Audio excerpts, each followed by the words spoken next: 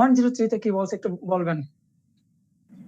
103 তে বলছে যে দুইজন সাক্ষী ইয়ে করতে হবে যখন ওই বাজেয়াপ্ত, অর্থাৎ সিজার লিস্ট, যখন সিজার লিস্ট আপনি রেডি করবেন, এই যে এই দুইজন সাক্ষী যদি না আসে তাহলে ওনাদের পানিশমেন্টটা কি? অর্থাৎ সরকারি কর্মচারীকে কার্য সহায়তা, এই যে দেখেন, সরকারি কর্মচারীকে কার্য সহায়তায় আপনি কি করবেন? কার্য সহায়তা করবেন, কার্য সহায়তা করতে আপনি বাধ্য।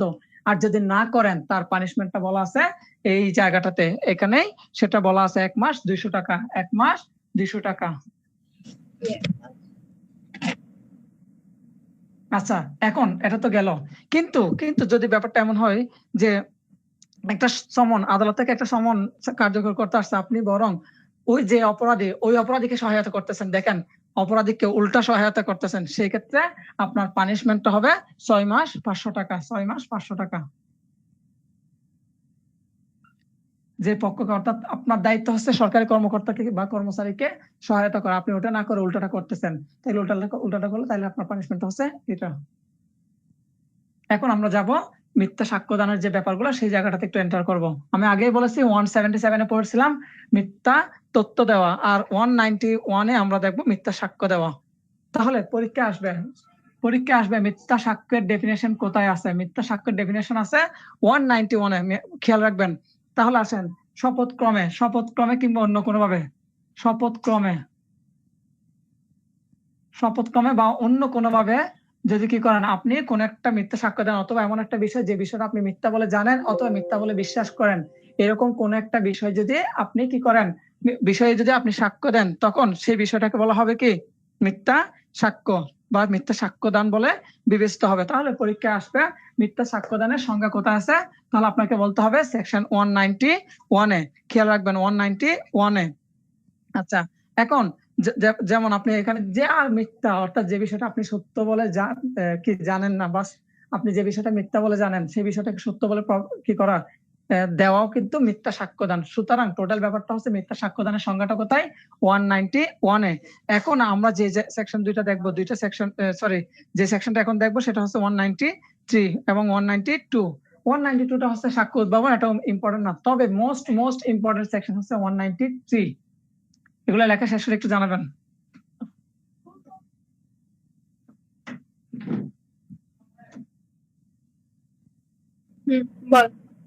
আচ্ছা, এখন আসেন আমরা সেকশন 193 তে দেখবো আপনি বিচার বিভাগীয় কার্যক্রমে মিথ্যা সাক্ষ্য দিচ্ছেন, অর্থাৎ আপনি কোর্টে কি করলেন, মিথ্যা সাক্ষ্য দিলেন, সেই জিনিসটা আপনার শাস্তি কি হবে সেটা আমরা দেখবো 193 তে। তাহলে বিচার বিভাগীয়, খেয়াল করবেন, একটা হচ্ছে একটু মনোযোগ রাখবেন, মিথ্যা সাক্ষ্যদান কোথায় করবেন? বিচার বিভাগীয় কার্যক্রমে। বিচার বিভাগীয় কার্যক্রম বলতে ধরেন কোর্ট থেকে একটা কি করা হলো, একটা তদন্ত দেওয়া হলো, বা আপনাকে কোর্টের সামনে কি করা হলো, প্রডিউস করা হলো একটা তদন্ত রিলেটেড বিষয়ে। তদন্তে কিন্তু ট্রায়ালের পার্ট না, আপনাকে বুঝতে হবে তদন্ত কোন টাইমের তদন্ত হচ্ছে, ট্রায়ালের পূর্বে না হলেও এটা কিন্তু একটা জুডিশিয়াল পার্ট, এটা কিন্তু বিচারিক একটা কার্যক্রম। সো এই বিষয়গুলো এখানে আসবে, এই জিনিসগুলো একটু মাথায় রাখবেন। এখন আসেন যে বিষয়টা ইম্পর্টেন্ট, তাহলে আপনি বিচার বিভাগীয় কোন একটা কার্যক্রমে কি করলেন, আপনি মিথ্যা সাক্ষ্য দিলেন। তাহলে মিথ্যা সাক্ষ্য দিলে আপনার শাস্তিটা কি? আপনার শাস্তি হচ্ছে, খেয়াল করবেন, একটু মনোযোগ রাখবেন, মিথ্যা সাক্ষ্য দেওয়ার শাস্তি হচ্ছে 7 বছর। শুধুমাত্র এই জিনিসটা মাথায় রাখবেন, পরীক্ষায় আসে, এটা খুবই ইম্পর্টেন্ট। মিথ্যা সাক্ষ্যদানের শাস্তি হচ্ছে আপনার 7 বছর প্লাস অর্থদণ্ড। তাহলে আপনি যদি আদালতে মিথ্যা সাক্ষ্য দেন, মিথ্যা সাক্ষ্যদানের পানিশমেন্ট কি? 7 বছর প্লাস অর্থদণ্ড। খেয়াল করবেন, খুব মনোযোগ সহকারে রাখবেন। তাহলে এবার এটা তো আদালতে দিচ্ছেন, এখন আদালত ব্যতীত অন্য কোনো ক্ষেত্রে যদি মিথ্যা সাক্ষ্য দেন, তাহলে সেই ক্ষেত্রে আপনার শাস্তি হচ্ছে 3 বছর। আদালত ব্যতীত অন্য ক্ষেত্রে, সেই ক্ষেত্রে 3 বছর প্লাস অর্থদণ্ড। তাহলে অন্য ক্ষেত্রে বলতে আপনার ধরেন আদালত ব্যতীত আদালতের বাইরে অন্য কোনো কার্যক্রমে, এটা কি, যে অন্য যে কোনো কার্যক্রমের ক্ষেত্রে মিথ্যা সাক্ষ্যদান, ওটা মিথ্যা তথ্য পরিবেশন, আর এটা মিথ্যা সাক্ষ্যদান, যেটা একটা কি আলটিমেট একটা কি আসবে, সিদ্ধান্ত আসবে, একটা সিদ্ধান্ত, ধরেন একটা কার্যক্রম, ওই কার্যক্রমে আপনার সাক্ষ্যের উপর বেস করে একটা ডিসিশন দেওয়া হবে। এখন এক্ষেত্রে আপনি সাক্ষ্য দিচ্ছেন, তাহলে এই যে বিষয়টা যদি আপনি আদালতের বাইরে হয় তাহলে কিন্তু 3 বছর, আর আদালত হলে 7 বছর।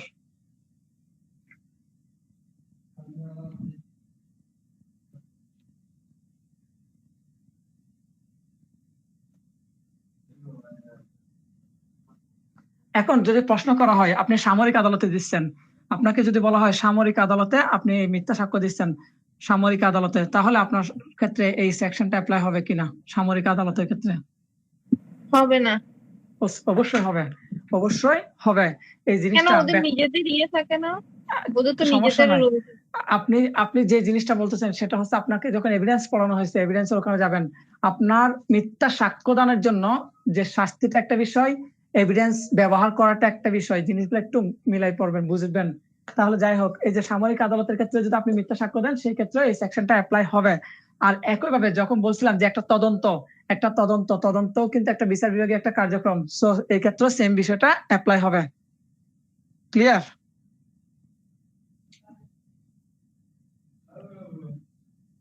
তাহলে পরীক্ষা যদি প্রশ্ন আসে বিচার বিভাগীয় কার্যক্রমে মিথ্যা সাক্ষ্যদানের শাস্তি কত বছর? 3 বছর। অথবা যদি প্রশ্ন আসে মিথ্যা সাক্ষ্যদানের শাস্তি কত বছর? 7 বছর।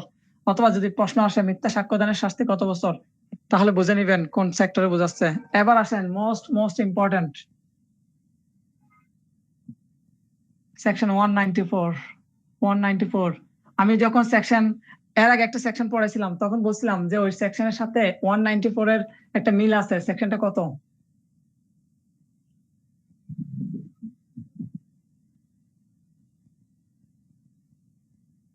হ্যালো, মনে নাই। আচ্ছা, আমি যখন সেকশন 115 অর্থাৎ 115 পড়েছিলাম, তখন আমি বলেছিলাম যে মৃত্যুদণ্ড অথবা যাবজ্জীবন কারাদণ্ডের দণ্ডনীয় কোনো একটা অপরাধের সহায়তা করার শাস্তিটা ওখানে বলেছিলাম। সেক্ষেত্রে সহায়তা করা শুধু করলে 7 বছর, আঘাতপ্রাপ্ত হলে 14 বছর, আর যদি ওই অপরাধটা করে ফেলে, ঠিক আছে, তখন বলছিলাম কি ওই অপরাধের শাস্তি হবে 115-তে। আর এখন এই যে সেকশন 194 হচ্ছে আপনি মিথ্যা সাক্ষ্যদান করবেন। কেন করবেন?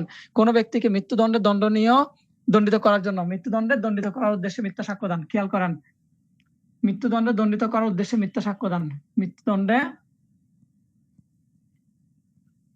দণ্ডিত করার উদ্দেশ্যে মিথ্যা সাক্ষ্যদান। তাহলে এই মিথ্যা সাক্ষ্যটা কেন দিবেন? এই মিথ্যা সাক্ষ্যটা দিবেন কাউকে মৃত্যুদণ্ডে দণ্ডিত করার জন্য। খেয়াল করবেন। তাহলে দেখেন, কোনো ব্যক্তিকে মৃত্যুদণ্ডে দণ্ডিত করার উদ্দেশ্যে আপনি কি করবেন? মিথ্যা সাক্ষ্য দিবেন। তাহলে আপনার শাস্তিটা হচ্ছে কি? আপনার শাস্তিটা হচ্ছে যাবজ্জীবন 10 বছর, যাবজ্জীবন বা 10 বছর পর্যন্ত, 10 বছর পর্যন্ত যাবজ্জীবন এবং 10 বছর পর্যন্ত প্লাস ফাইন। একটু দেখেন, তাহলে আপনি কাউকে মৃত্যুদণ্ডে দণ্ডিত করার উদ্দেশ্যে মিথ্যা সাক্ষ্য দান করলেন, শুধুমাত্র মিথ্যা সাক্ষ্য দিয়েছেন, এখনই কিন্তু ওই ব্যক্তির পানিশমেন্ট হয় নাই। খেয়াল করেন, ওই ব্যক্তিকে মৃত্যুদণ্ডে দণ্ডিত করার উদ্দেশ্যে আপনি সাক্ষ্য দিলেন, সাক্ষ্য দেওয়ার পরে আপনার তাহলে যখন প্রমাণ হবে যে এই সাক্ষ্যটা মিথ্যা ছিল, তাহলে আপনার পানিশমেন্ট হতে পারে কি? যাবজ্জীবন অথবা 10 বছর পর্যন্ত যে কোনো মেয়াদের সশ্রম বা বিনাশ্রম কারাদণ্ড প্লাস অর্থদণ্ড। কিন্তু যদি আপনার মিথ্যা সাক্ষ্যদানের কারণে যদি ওই ব্যক্তির মৃত্যুদণ্ড হয়, তাহলে কি হবে? সেই বিষয়টা আগে একটু পরে লিখতেছে, আগে এটা লিখে ফেলেন। লেখা শেষ হলে একটু জানাবেন।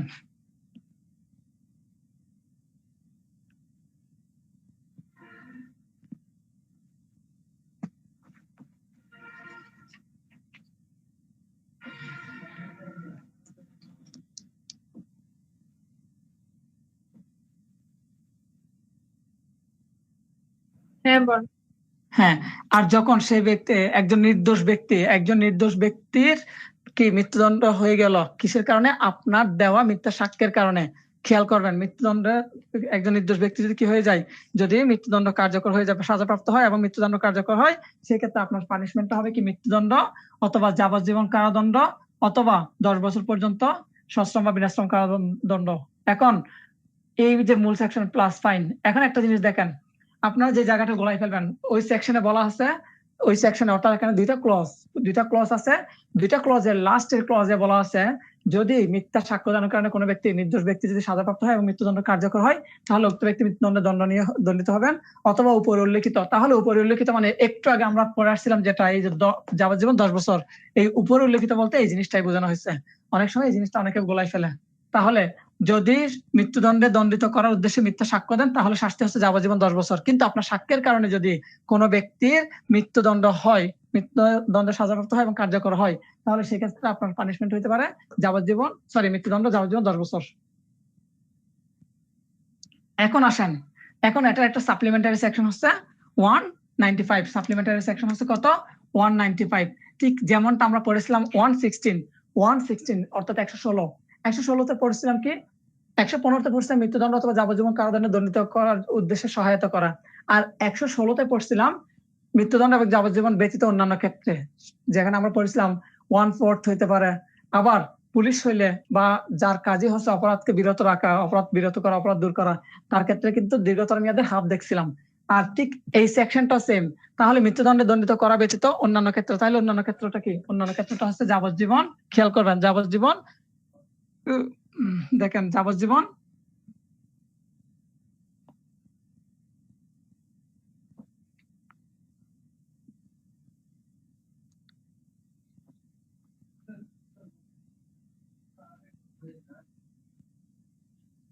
দেখেন তাহলে একটু আগে দেখলাম 194 দেখলাম কি মৃত্যুদণ্ডে দণ্ডিত করার উদ্দেশ্যে মিথ্যা সাক্ষ্যদান দিবেন। আর এবার হচ্ছে কি যাবজ্জীবন কারাদণ্ড অথবা 7 বছর বা তার ঊর্ধ্বে দণ্ডিত করার উদ্দেশ্যে যখন আপনি মিথ্যা সাক্ষ্যদান দিবেন তখন যে পানিশমেন্ট হবে সেটা বলা আছে কোথায়? সেটা বলা আছে সেকশন 195 এ। খেয়াল করেন জিনিসটা বুঝছেন কিনা? তার মৃত্যুদণ্ড ছাড়া যখন আমি যাবজ্জীবন বা 7 বছর তার ঊর্ধ্বে 7 বছর ঊর্ধ্বে, হ্যাঁ হ্যাঁ হ্যাঁ, সেই ক্ষেত্রে কি হবে বলছো? হ্যাঁ তাহলে ওই যে অপরাধের জন্য, যে অপরাধের দণ্ডিত করার জন্য বা যে দণ্ডে দণ্ডিত করার জন্য আপনি মিথ্যা সাক্ষ্যদান করলেন, আপনার ওই সেম দণ্ডে দণ্ডিত হইতে হবে। যেমন ধরেন আপনি ডাকাতির জন্য কোনো ব্যক্তিকে ডাকাতিতে দণ্ডিত করার জন্য, ডাকাতির শাস্তিতে দণ্ডিত করার জন্য মিথ্যা সাক্ষ্যদান দিলেন, তাহলে ডাকাতির শাস্তি কি? ডাকাতির শাস্তি হচ্ছে যাবজ্জীবন বা 10 বছর পর্যন্ত। তাহলে আপনার পানিশমেন্টটা, আপনি যেহেতু ওনাকে ডাকাতিতে দণ্ডিত করার উদ্দেশ্যে মিথ্যা সাক্ষ্যদান দিলেন, তাহলে আপনার পানিশমেন্টটা হবে কি? হয় যাবজ্জীবন অথবা 10 বছর পর্যন্ত সশ্রম বা বিনাশ্রম কারাদণ্ড, ফাইন অথবা ফাইনবিহীন। বুঝতে পারছেন কিনা? তাহলে যা মৃত্যুদণ্ড না, মৃত্যুদণ্ড 194 এ, আর 195 এ কি যাবজ্জীবন বা 7 বছরের ঊর্ধ্বে কোনো দণ্ডে দণ্ডিত করার উদ্দেশ্যে যদি কোনো মিথ্যা সাক্ষ্যদান করেন, তাহলে ওই অপরাধের জন্য যে শাস্তি হবে সেম শাস্তিটা হবে আপনার।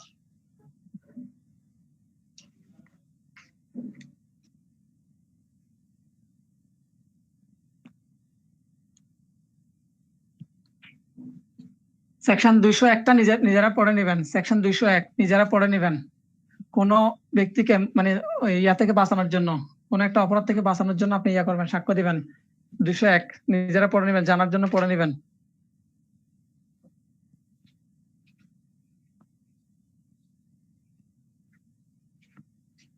তারপর সেকশন 203 নিজেরা পড়বেন।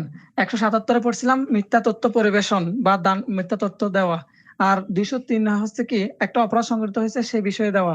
তাহলে একটু মিলাই পড়বেন। এরপর আসেন 205 সেকশনটা একটু দেখেন, এটা মজার একটা সেকশন। 205 সেকশনটা হচ্ছে কিরকম দেখেন, আমি হচ্ছে ধরেন আচ্ছা মিস্টার এক্স, মামলা করার অধিকারটা হচ্ছে কার? মিস্টার এক্স এর। এখন ওয়াই কি করলো? নিজেকে এক্স পরিচয় দিয়ে একটা মামলা করলো, সেটা হতে পারে সিভিল, সেটা হতে পারে ক্রিমিনাল। খেয়াল করেন তাহলে যেটা বলছিলাম, মামলা করার অধিকারটা আছে কার? এক্স এর। এখন ওয়াই কি করলো? নিজেকে এক্স পরিচয় দিয়ে হয় সিভিল অথবা ক্রিমিনাল মামলা কি করলো? মামলা দায়ের করলো, অথবা সে বিবাদী হইতে পারে। তাহলে যাই হোক, সোজা কথা হচ্ছে মিস্টার মানে অন্যের পরিচয়ে যদি কোনো একটা মানে মিথ্যা পরিচয় দেয়, অন্যের পরিচয়, নিজেকে মিথ্যা পরিচয় দিয়ে যদি কোনো সিভিল এবং ইয়াতে যদি অংশগ্রহণ করে, তাহলে তার পানিশমেন্ট হচ্ছে 3 বছর, 3 ইয়ার্স। তারপর অর ফাইন অথবা বোথ। খেয়াল করবেন এটা একটা মজার সেকশন। অর্থাৎ নিজেকে মিথ্যা, ধরেন মামলা করবে হচ্ছে মিস্টার এক্স, এখন আপনি নিজেকে,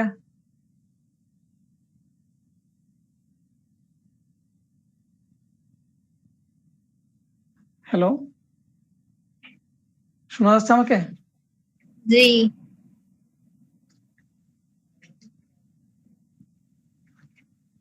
এবার আসেন, এবার 2020 সালে যে সেকশন থেকে এমসিকিউ আসছে সেই সেকশনটা একটু দেখি। দেখেন 2020 অ্যাডভোকেসি আসছিল 202টা সেকশন একসাথে পড়বেন, 209, 211। এটা হচ্ছে একটা মিথ্যা দাবি। আর এটা হচ্ছে মিথ্যা মামলা। আমরা সিপিসিতে সিআরপিসিতে সব জায়গায় মিথ্যা মামলা পড়ে আসছি। দেখেন তাহলে 209 হচ্ছে মিথ্যা দাবি, আদালতের কাছে আপনি একটা মিথ্যা দাবি উত্থাপন করলেন, সেই বিষয়টা হচ্ছে 209 আর একটা মিথ্যা মামলা করেন, সেটা হচ্ছে 211-তে। আচ্ছা দেখেন দুইটা শাস্তিটা একটু দেখবেন। প্রথমত মিথ্যা দাবি এবং মিথ্যা মামলা দুইটারই শাস্তি হচ্ছে 2 বছর। 2 বছর পরীক্ষার জন্য 2 বছরের এই জিনিসটা যেমন ইম্পর্টেন্ট, একইভাবে আপনার পরীক্ষায় যদি জিজ্ঞেস করে মিথ্যা মামলার কথা কোথায় বলা আছে বা মিথ্যা মামলার শাস্তির কথা কোথায় বলা আছে, মিথ্যা দাবির উত্থাপনের শাস্তির কথা কোথায় বলা আছে, এই জন্য সেকশন সহ প্লাস ভেতরের মাল মশলা সহ একটু মনে রাখবেন। তাহলে যেটা বলছিলাম, মিথ্যা দাবি উত্থাপন করেন কিংবা মিথ্যা মামলা করেন, আপনার শাস্তি হচ্ছে কি 2 বছর পর্যন্ত সশ্রম বা বিনাশ্রম কারাদণ্ড অথবা ফাইন। আচ্ছা এখন এটা তো ক্লিয়ার হয়েছে। এর পরবর্তীতে যে বিষয়টা, আগে এতটুকু পর্যন্ত ক্লিয়ার কিনা দেখেন।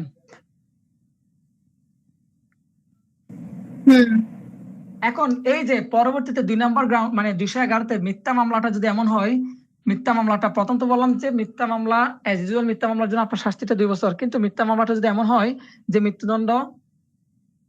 মৃত্যুদণ্ড যাবজ্জীবন কারাদণ্ড অথবা খেয়াল করেন 7 বছর, খেয়াল করেন 7 বছর বা তার ঊর্ধ্বে 7 অর প্লাস। খেয়াল করেন আপনি মিথ্যা মামলাটা কি বিষয়ে করছেন, এমন একটা বিষয় যে বিষয় মানে মৃত্যুদণ্ড যাবজ্জীবন কারাদণ্ড অথবা 7 বছর বা তার ঊর্ধ্বে খেয়াল করেন মৃত্যুদণ্ড এটা করলেন কি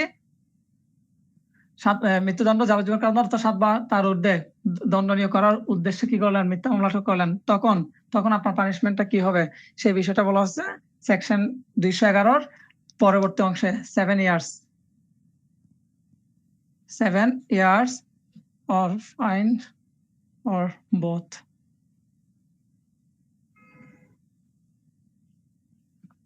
আচ্ছা এটা অর হবে না, এটা ইয়া হবে প্লাস হবে, 7 ইয়ার্স প্লাস ফাইন হবে। দেখেন তাহলে যদি আপনি 7 বছর প্লাস তার ঊর্ধ্বে যে কোনো দণ্ডে দণ্ডিত করার উদ্দেশ্যে যদি মিথ্যা মামলা করেন তাহলে আপনার পানিশমেন্ট 7 বছর, আর এর নিচে হলে 2 বছর, আর মিথ্যা দাবি উত্থাপন করলে তাও 2 বছর।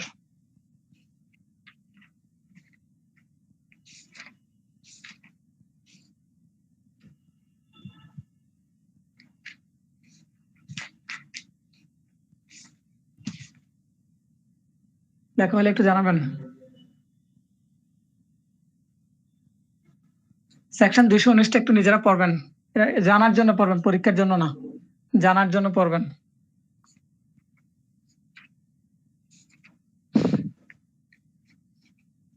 এবার আসেন মোস্ট ইম্পর্টেন্ট জায়গা, সেকশন 230। এই যে আমরা যে মুদ্রা জাল মুদ্রা বলি, জাল মুদ্রা রিলেটেড যে ব্যাপারগুলা ডিল করেছে 230। প্রথমত 230-তে আছে মানে মুদ্রা জাল বা মুদ্রার সংজ্ঞা, মুদ্রা বলতে কি বোঝাইছে, মুদ্রার সংজ্ঞা পরীক্ষা আসে, মুদ্রার সংজ্ঞা, একটা মুদ্রার সংজ্ঞা, একটা হচ্ছে বাংলাদেশি মুদ্রার সংজ্ঞা। খেয়াল করবেন বাংলাদেশি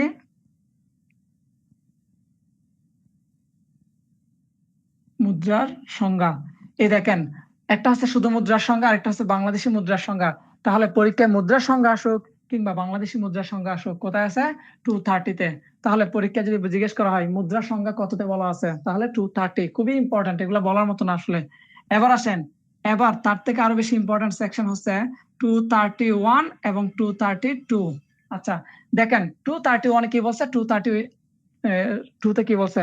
প্রথমত এইদিকে যাওয়ার আগে আমরা আরেকটা জিনিস বলে রাখি, মুদ্রার সংজ্ঞা যখন পড়বেন সেই একই সেকশন 230-তে কোনগুলা মুদ্রা না সেটা দেখবেন, উদাহরণ আছে, অবশ্যই দেখবেন, 5টা বিষয় আছে, দেখবেন যে কোনগুলা মুদ্রা নয়।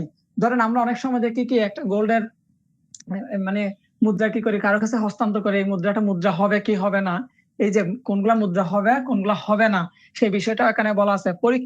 পরীক্ষায় প্রশ্ন আসবে কড়ি, মনে করেন কড়ি বলি আমরা, ওই যে আমরা অনেক সময় বলি কানা কড়ি কিছুই নেই, ওই যে কবি বলছিলেন একটা কবিতাতে বলছিলেন মানে নৌকা পার করার ক্ষেত্রে আমার কানা কড়ি কিছু নেই। এই যে কড়ি বলতে কড়িটাকে কি আপনি মুদ্রা বলবেন কি বলবেন না সেই বিষয়টা, তাহলে কড়ি কখনো কি হবে না, মুদ্রা হবে না। এরপরে কোনো পদক নয়, মানে পদক সমূহ কখনো কি হবে না, পদক সমূহ কখনো মুদ্রা হবে না, এই বিষয়গুলো এখানে বলা আছে। এখন আমরা দেখব, এখন এই যে মুদ্রা তো পড়লেন ভালো কথা, এখন আপনি মুদ্রা জাল করলেন, মুদ্রা জালের শাস্তিটা কোথায় বলা আছে, 231 এবং 232 তে। এটা হচ্ছে মুদ্রা জালকরণের শাস্তি, আর এটা হচ্ছে বাংলাদেশি মুদ্রা জালকরণের শাস্তি। আমরা সংজ্ঞাতে যেরকম পড়ছি মুদ্রার সংজ্ঞা, বাংলাদেশি মুদ্রার সংজ্ঞা, ঠিক একইভাবে মুদ্রা যদি জাল করেন তাহলে তার পানিশমেন্ট আছে 231 এ, আর বাংলাদেশি মুদ্রা যদি জাল করেন তার পানিশমেন্ট আছে 232 তে। যদি মুদ্রা জাল করেন তাহলে আপনার পানিশমেন্ট আছে 7 ইয়ার্স। 7 ইয়ার্স, খেয়াল করেন, 7 ইয়ার্স অথবা 7 ইয়ার্স প্লাস ফাইন।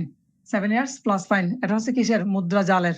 কিন্তু যদি সেটা বাংলাদেশি মুদ্রা হয় তাহলে খেয়াল করেন যাবজ্জীবন 10 বছর পর্যন্ত প্লাস ফাইন। তাহলে অ্যাজ ইউজুয়াল মুদ্রা অন্যান্য কোন দেশের মুদ্রা হলে 7 বছর 231, আর যদি সেটা বাংলাদেশি মুদ্রা হয় তাহলে যাবজ্জীবন 10 বছর প্লাস ফাইন।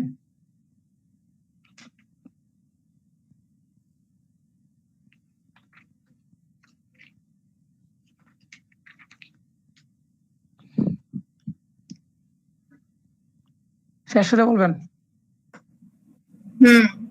এবার আসেন, এটা তো মুদ্রা জাল পড়লেন। এবার 255 হচ্ছে স্ট্যাম্প জাল। তাহলে স্ট্যাম্প জাল করণের পানিশমেন্টটা কি? যেহেতু সরকার স্ট্যাম্প বলতে সরকার স্ট্যাম্প, সো সেম শাস্তি, যাবজ্জীবন 10 বছর পর্যন্ত প্লাস ফাইন। এটা মুদ্রা জাল। তাহলে পরীক্ষা স্ট্যাম্প জাল, দুইটা জিনিস দেখবেন, মুদ্রা জাল এবং স্ট্যাম্প জাল।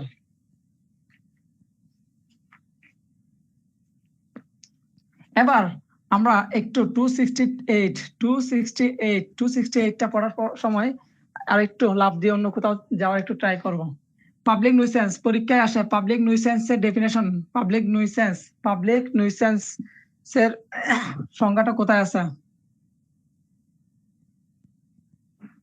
পাবলিক নুইসেন্সের সংজ্ঞাটা আছে 268 তে। সিপিসি তে কষ্ট পড়ছিলাম।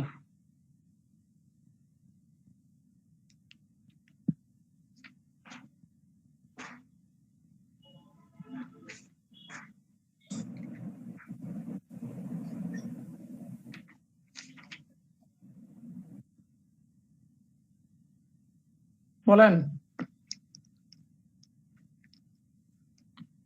তাহলে যদি পরীক্ষা আসে দণ্ডবিধিতে পাবলিক নুইসেন্স বা জনউপদ্রবের সংজ্ঞাটা কোথায় বলা আছে? 268 এ। যদি সিপিসি হয় তাহলে 91 এ। আচ্ছা, এখন আসেন, এখন এই যে করোনাকালীন সময়ে আমরা দেখতেছি কি করা হচ্ছে, ভ্যাকসিনের যে ব্যাপার 2 নাম্বার ভ্যাকসিন কি করা হচ্ছে, মানুষকে দেওয়া হচ্ছে, 2 নাম্বার ওষুধ বিক্রি হচ্ছে।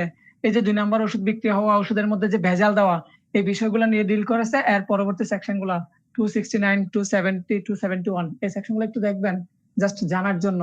আমার যখন খুব সম্ভবত রিটার্ন পরীক্ষা, আমি রিটার্ন পরীক্ষার আগে এই জিনিসগুলো করছিলাম। কেন করছিলাম? আমার কাছে মনে হয়েছিল যে কি, মানে যেহেতু সিচুয়েশনটা এখন এই জায়গাটাতে আছে, হয়তো এখান থেকে রিটার্নের কোয়েশ্চেন আসতে পারে, এই জন্য আমি যাওয়ার সময় এগুলো পড়ে গেছিলাম, কিন্তু আনফরচুনেটলি আসে নাই। তো যাই হোক, সাবধানতার মাইন নাই, মাথায় রাখবেন। পেনাল কোড এমন একটা সাবজেক্ট, যে সাবজেক্টটা হচ্ছে আপনাকে মানে খেলতে হবে। চোখ বন্ধ করে, মানে চোখ বন্ধ করে আপনাকে 5টা-11টা সেকশন বলতে হবে। যেদিন আপনি চোখ বন্ধ করে 5টা-11টা সেকশনের যে ইম্পর্টেন্ট সেকশন গুলো পড়ানো হবে, এগুলো শাস্তি কি আছে চোখ বন্ধ করে বলতে পারবেন, সেদিনই মনে করবেন যে আপনি পেনাল কোডের বস। আদারওয়াইজ নিজেকে বস বলার দাবি করে ভুল করবেন। এখন আসেন, এখন 3টা সেকশন পড়ব, যে 3টা সেকশন মোস্ট ইম্পর্টেন্ট। দেখেন, এই 3টা সেকশন হচ্ছে 279, 304। আচ্ছা, 304 একটু পড়ে লিখি, কারণ মিলানোর একটা ব্যাপার আছে। 338 ক, এরপর 304 খ। দেখেন, আগে সেকশন গুলো লিখে ফেলেন।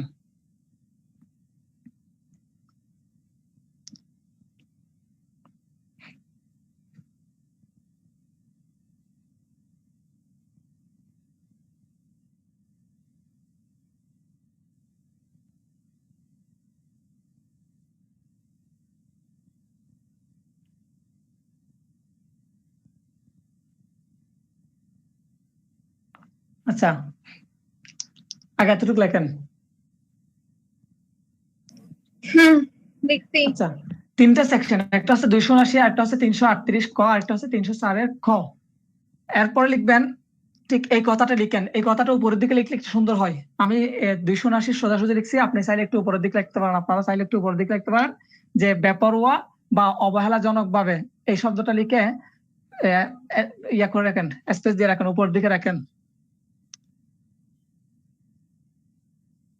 তাহলে আসেন 279 বলা হচ্ছে বেপরোয়াভাবে বা অবহেলাজনকভাবে গাড়ি চালানো। এখানে শুধু গাড়ি চালাবেন। আপনি হাইওয়েতে মানুষজন চলাফেরা করে, আপনার সামনে একটা রাস্তা আছে, যে রাস্তা দিয়ে রাস্তা দিয়ে মানুষ কি করেন, গাড়ি চালান বা চলাফেরা করেন। আপনি ওখানে কি করলেন, বেপরোয়াভাবে বা অবহেলাজনকভাবে গাড়ি শুধু চালিয়েছেন, কাউকে মারানো নয়, কিচ্ছু করেন না, শুধু গাড়ি চালাইছেন। এই যে গাড়ি চালানোর জন্য যে শাস্তিটা, সেটা বলা আছে 279-তে, খেয়াল করেন। আর গাড়ি চালিয়ে কাউকে শুধু আঘাত করলে তার শাস্তিটা আছে 338-এ। তাহলে এটা হচ্ছে গাড়ি চালানো, আর এটা হচ্ছে আঘাত করা বা আঘাত দেওয়া, গাড়ি চালিয়ে আঘাত দেওয়া। দেখেন একটু খেয়াল রাখবেন, এটা শুধু গাড়ি চালানো, এটা গাড়ি চালিয়ে আঘাত দেওয়া, আর এটা হচ্ছে মৃত্যু ঘটানো। তবে মৃত্যুটা নরহত্যা নয়, সরি খুন নয়, মৃত্যু ঘটানো।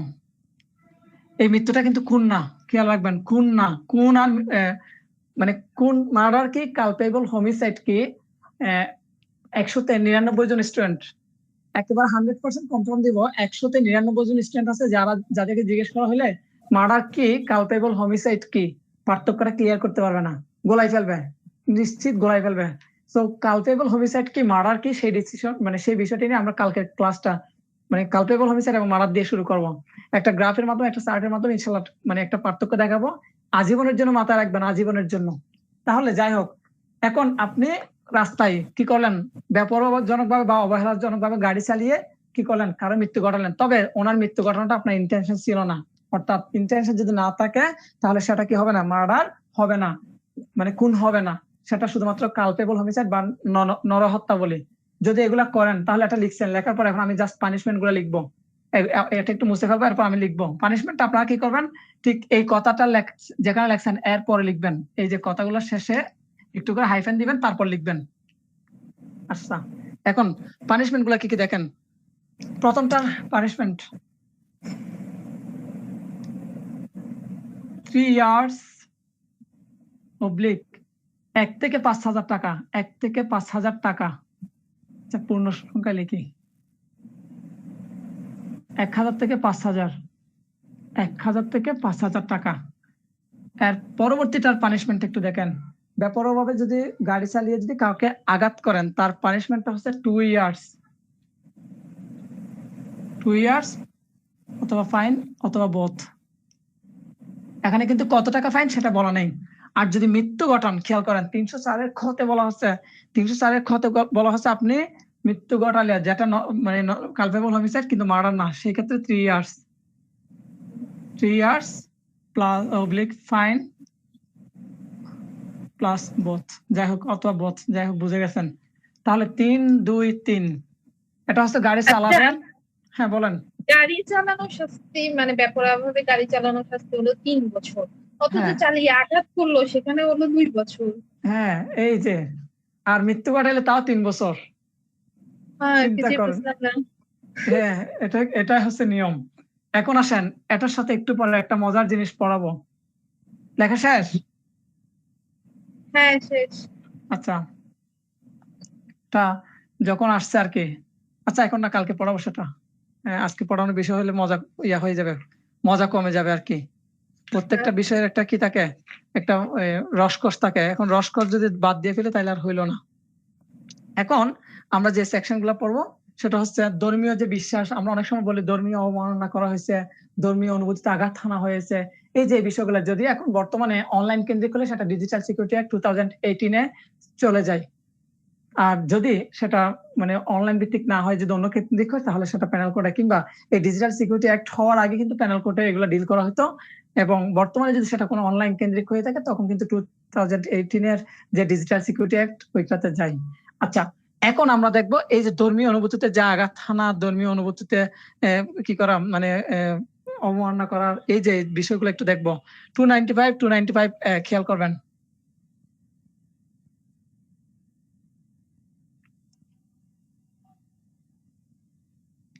খেয়াল করেন, একটা হচ্ছে কি 295, আরেকটা হচ্ছে 295 আর একটা হচ্ছে 298। তিনটা সেকশন পড়লে বুঝে যাবেন যে কোনটাতে কি বলা হয়েছে পড়লে বুঝে যাবেন। প্রথমটা হচ্ছে কি করা, কোন একটা ধর্মীয় স্থান কি করা, বিনষ্ট করা বা ক্ষতি করা। এরপর একটা হচ্ছে ধর্মীয় বিশ্বাসের অবমাননা করা, ধর্মীয় বিশ্বাসকে কি করা, অবমাননা করা।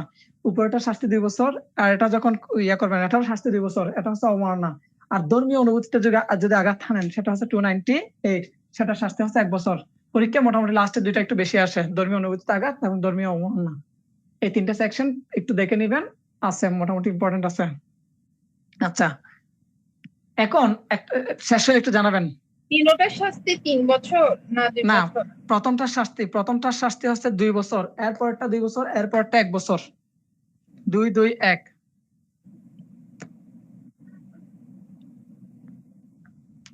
এটা হচ্ছে নষ্ট করা, ক্ষতি করা, এটা হচ্ছে অবমাননা করা, এটা হচ্ছে আঘাত হানা।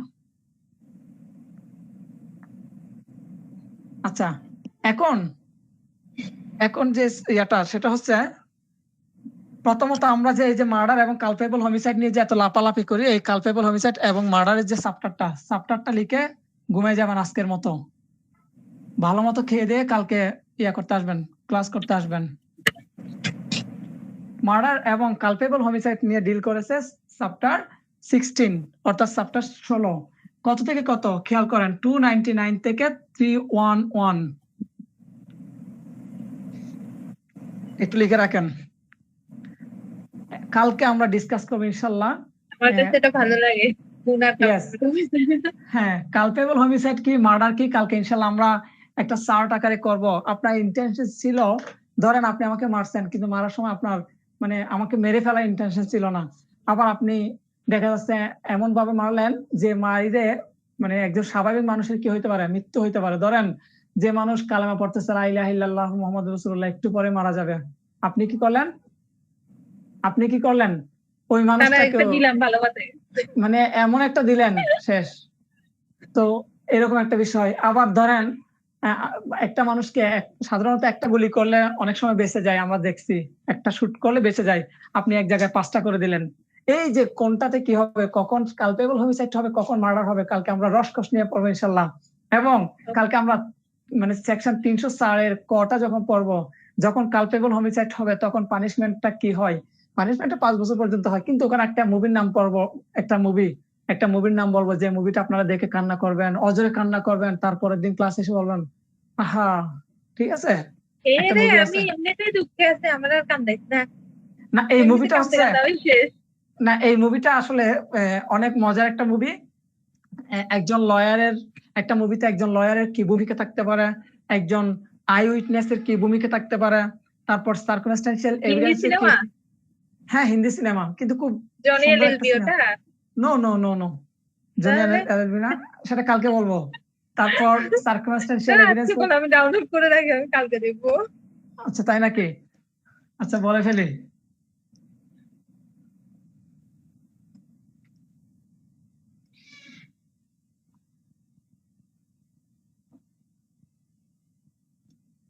আচ্ছা, আমি দেখছিলাম মনে হয় এটা আমার একজন শুভাকাঙ্ক্ষী আমাকে দিয়েছিল, অঙ্কুশ মার্ডার কেস। ডক্টর ছিল এখানে একজন। হ্যাঁ হ্যাঁ, দেখছি পাউলিদাও আছে মনে হয় এটাতে। হ্যাঁ আছে, পাউলিদাম হচ্ছে লয়ার।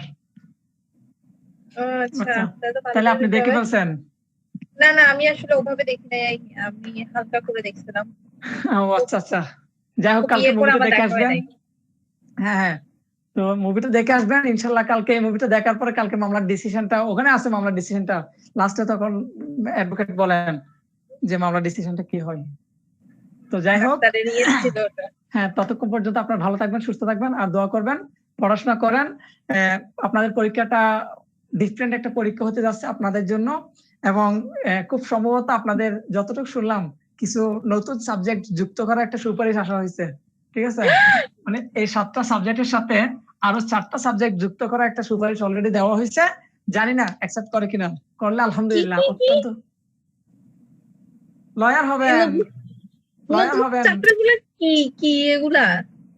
লয়ার হবেন আপনারা, কনস্টিটিউশন না জেনে লয়ার হবেন, সংবিধানে কয়টা আর্টিকেল আছে এটা না জেনে লয়ার হবেন। এখন বার কাউন্সিল বলতে দরকার নাই, কারণ 2 দিন পরে এরা আবার কি করবে, হাইকোর্টের কি করে, হাইকোর্টের এনরোলড হওয়ার জন্য পরীক্ষা দিবে।